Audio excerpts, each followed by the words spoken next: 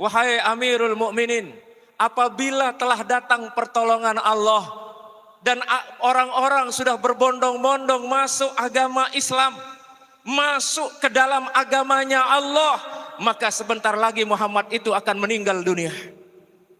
Tercengang Umar bin Khattab, sampai gemetar Umar bin Khattab ketika mendengarkan penafsiran Ibnu Abbas radhiyallahu anhu.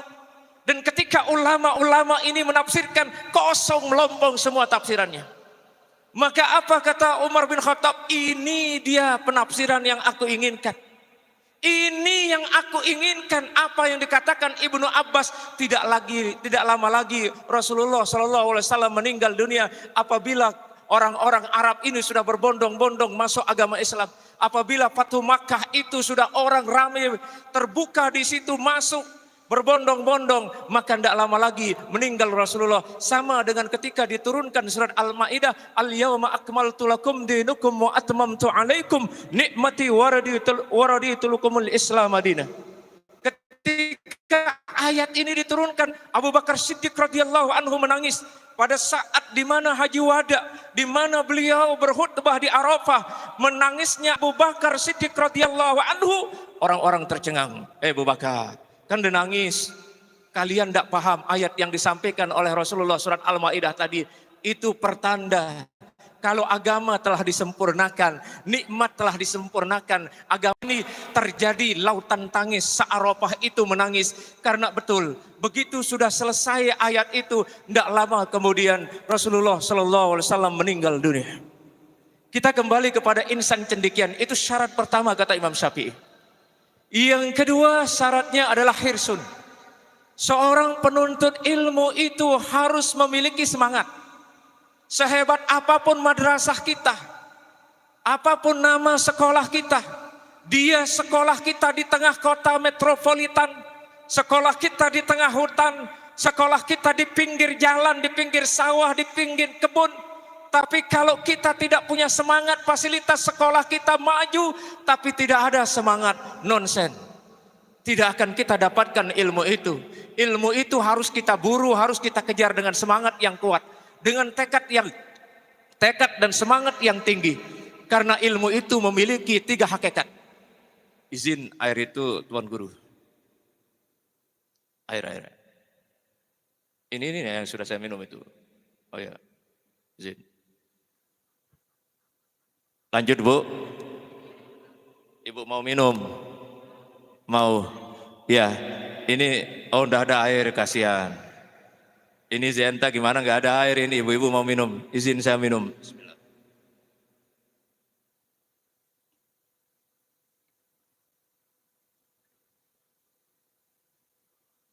Lanjut Bu. Mau lanjut? Jamnya sudah jam berapa? Sudah jam 12 ya, selesai sudah. Jadi 6 syarat ini kalau kita kupas nanti asar baru selesai. Mau sampai asar Bu? Mau? Ya udah ibu aja di sini, saya pulang sekarang. Syarat kedua. Ini pondok kita alhamdulillah hebat. Hebatnya di mana? Banyak. Walaupun di tepi sawah. Jauh dari Mataram kan? Apalagi dari Lombok Timur jauh.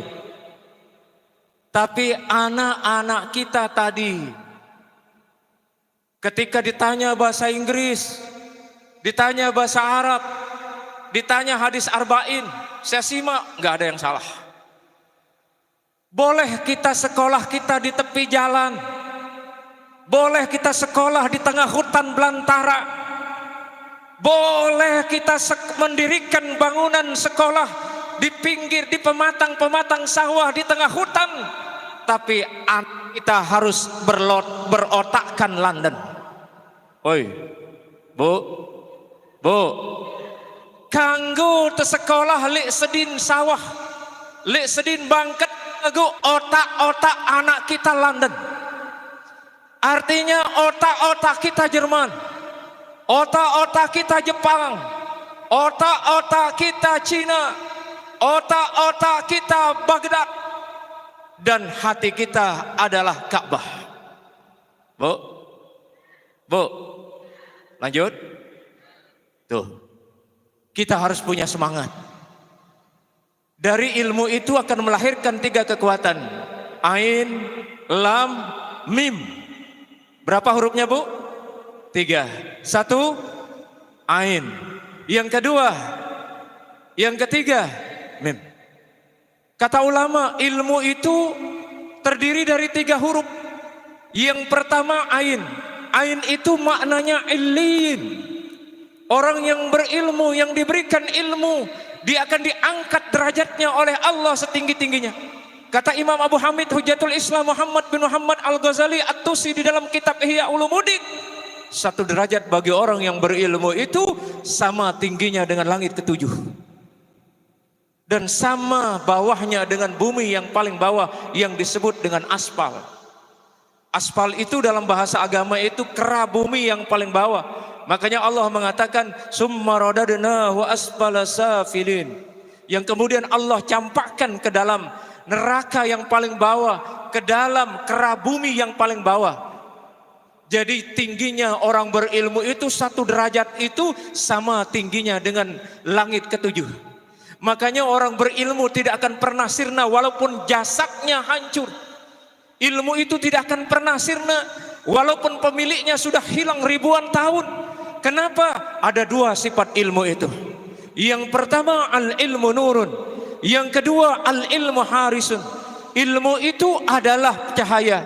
Yang kedua ilmu itu adalah penjaga. Jadi orang yang sudah meninggal dunia tapi dia mewariskan ilmu, dia akan tetap hidup di sisi Allah. Kenapa kata Allah? Wala taqullu liman yuqtalu fi sabilillahi amwat. Jangan kalian mengira orang yang mati berjuang di jalan Allah. Artinya orang yang berjuang di jalan Allah ini ada 2. Yang pertama orang yang terkapar, tertembak, terbunuh dengan bom dan senjata pemusnah massal. Dan orang yang wafat ketika mengamalkan ilmunya, mereka tidak mati akan tetapi bal ahyaun, mereka tetap hidup di sisi Allah Subhanahu wa taala. Makanya madrasah ini ketika nanti pendirinya sudah tidak ada, gurunya sudah tidak ada, maka ilmu yang telah ditransfer di tempat ini akan mengalir deras ke alam barzah. Itu yang diviralkan oleh Nabi, idza mata ibnu adam in qata'a amaluhu illa min salatin. Apabila anak Adam itu meninggal dunia, maka terputuslah amalnya kecuali 3 hal. Si pertama sedekahun jariyah. Sedekah, amal jariah pelungguh yang nyumbang bata, batu, semen, kemudian kayu dan lain sebagainya di tempat ini takkan pernah hilang dari peredaran. Walaupun terjadi gempa bumi, terjadi tsunami, terjadi apa saja di permukaan bumi ini, sedekah itu akan tetap mengalir yang membuat pelungguh nyaman di alam barzah. Maka jangan tinggalkan yang namanya sedekah. Walaupun hanya 1000, hanya 2000, kalau pelungguh tidak mampu dengan uang, tidak mampu dengan tenaga, tidak mampu dengan pikiran, maka Nabi memberikan solusi. Setiap kalimat ucapan yang baik maka itu adalah sedekah. Kullu kalimatin thayyibatin sedekah. Setiap ucapan pelungguh yang baik maka itu menjadi sedekah buat tubuh pelungguh. Ada tasbih, ada tahmid, ada tahlil, ada takbir. Dan kalau pelungguh tidak mampu itu, bantulah madrasah ini dengan doa-doa pelungguh. Saya mau tanya ibu-ibu. Ibu-ibu ada anaknya di sini? Ada anaknya, Bu? Ada anaknya? Udah didoain madrasah ini? Doain madrasah ini, Bu. Supaya madrasah ini tetap menghasilkan ilmu pengetahuan yang di dalamnya ada keberkahan. Dan madrasah ini terus berkembang ila yaumiddin. Dan para guru-gurunya walaupun maaf, ya Allah muntah kita gaji guru-guru madrasah paling 150.000. Gimana Ibu Eli 150.000? Honornya di sini 300. Wih, Masya Allah, di sini keren. Saya jadi kepala sekolah 16 tahun bergaji 250.000, Bu. Alhamdulillah makanya. Tapi di sini katanya lebih 300, bahkan 1 juta. Masya Allah, ini kaya sekolah ini. 1 orang guru 1 juta. Di madrasah biasa. Nih Tuan Guru Hilami, ayahanda punya madrasah, tanya berapa honor? 300, 400. Kalau 1 juta itu udah keren, mapan sekolahnya.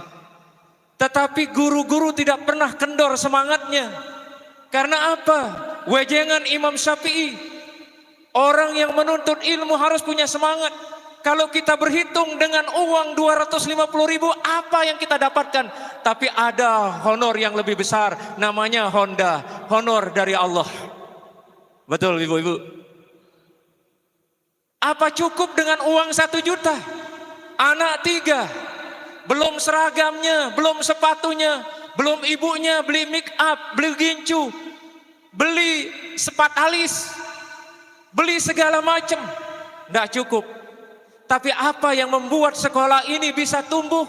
Apa yang membuat gurunya bertahan di sini? Karena ada keinginan. Keinginan zakaun wa hirsun, ada hirsun. Ada tekad yang kuat. Apa tekad yang kuat? Semangat supaya anak-anak di Dasan Cermen ini kelak, walaupun hidup di gubuk, tidak tahu kita 10 tahun, 15 tahun bisa menggantikan Pak Fathul Bahri jadi bupati. Anda yakin itu? Yakin itu? Tidak ada yang mustahil bagi Allah. Lihat Pak Jokowi jadi presiden 2 kali, tukang kayu, tukang serut kayu. Sudah jadi wali kota, udah jadi gubernur, presiden 2 kali. Siapa yang menyangka kalau setiap hari serut kayu, pukul kayu, pasang jendela, pasang pintu, tapi iradah Allah, ketentuan Allah, dia bisa menjadi pemimpin negara Republik Indonesia tercinta. Bisa saja kita di tempat ini fasilitas kurang, dekat dengan kebun, tetapi 10 tahun, 20 tahun yang akan datang akan lahir dari anak-anak dari sekolah insan cendikia di tempat ini akan menjadi bupati, menjadi camat, menjadi lurah, menjadi kades, bahkan bisa menjadi gubernur. Yakin? Kalau ibu yakin, insya Allah terjadi. Tuh, himmatur rijal tuhdamul jibal. Cita-cita seorang yang kuat, keinginan yang kuat, mampu menghempas tingginya gunung, Bapak Ibu. Siapa yang menyangka kalau beliau ini bisa jadi pimpinan? Saya dengar cerita dulu hidupnya, riwayatnya ini, pendiri ini, dia mondar-mandir ke Mekah, menjadi mutawib sana sini, kemudian ke Malaysia mencari nafkah. Pulang dari Malaysia, pergi ke Mekah, pulang dari Mekah, Allah takdirkan dia mampu membangunkan madrasah di tempat ini sebagai ladang ilmu pengetahuan. Ini beliau ini. Tidak ada yang kebetulan di permukaan bumi. Tidak ada yang bin salabin, ada berak. Sulap kertas jadi uang, sulap daun jadi uang, tidak bisa. Harus kita hirsun, punya semangat yang kuat. Makanya kata ulama tasawuf, ada 3 yang harus dimiliki oleh setiap orang yang berjuang untuk membangun sebuah peradaban, membangun infrastruktur, membangun sebuah kemajuan. Yang pertama, harus ada kesempatan, ada keinginan, ada kesempatan, ada keinginan, ada apa juga? Kemampuan. 3, kesempatan, kemauan, dan kemampuan. Baik, cukup sampai di sini dulu Bapak Ibu, karena sudah jam 12. Belum habis, tinggal berapa Bu? Tinggal berapa? Tinggal 3. Tinggal berapa?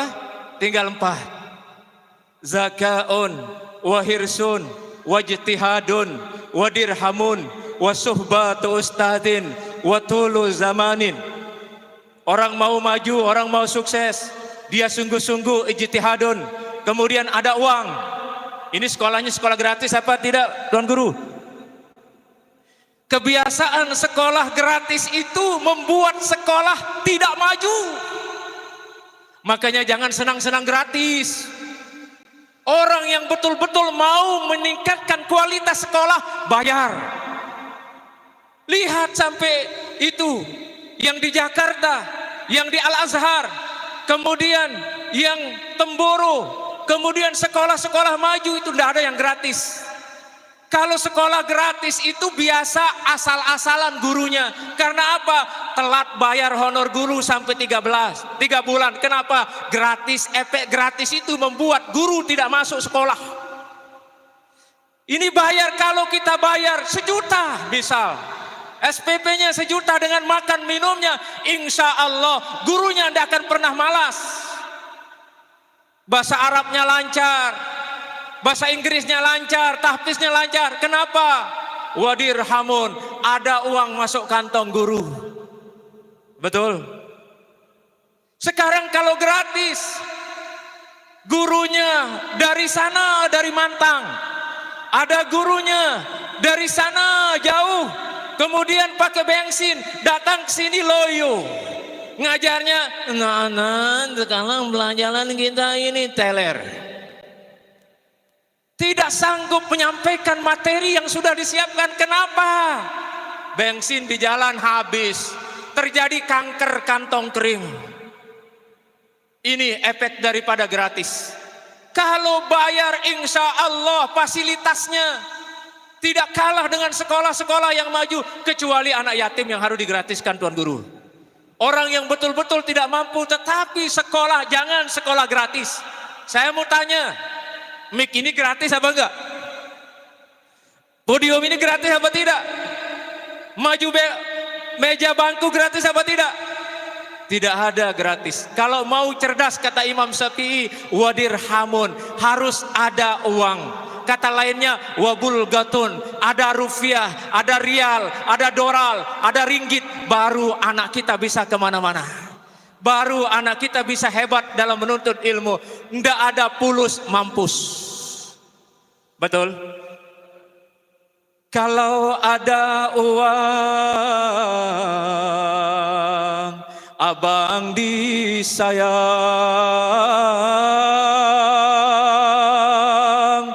Kalau tak ada uang, abang ditendang.